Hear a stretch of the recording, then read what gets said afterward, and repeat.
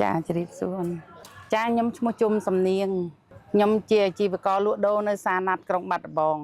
ចាព័ត៌មានคล้ายៗវាធ្វើឲ្យប្រជាជនយើងភ័យខ្លាចបាត់បង់ទំនុកចិត្តលើរាជរដ្ឋាភិបាលយើងអញ្ចឹងណាអូនព័ត៌មានតែពិតប្រាកដត្រឹមត្រូវនឹងវាមានសារៈសំខាន់សម្រាប់ប្រជាជនយើងដូច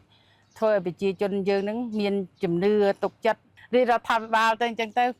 ព័ត៌មានคล้ายៗយើងឮហើយយើងភ័យខ្លាចធ្វើឲ្យការរស់ស៊ីលក់ដូរហ្នឹងក៏លក់អត់ដាច់ទេតែគេឮព័ត៌មានទៅខ្លាចទៅគេអត់មានណាគេដើរផ្សារអីចឹងណាយើង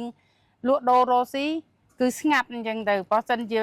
ព័ត៌មានពិតមើលតែព័ត៌មានតាមទូរទស្សន៍រដ្ឋាភិបាលយើងអ្នកផ្សព្វផ្សាយអញ្ចឹងទៅបានព័ត៌មានពិតកុំឲ្យចេះតែជឿ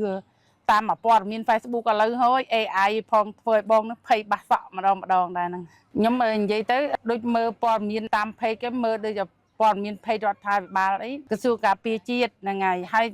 ខេត្តទូទួ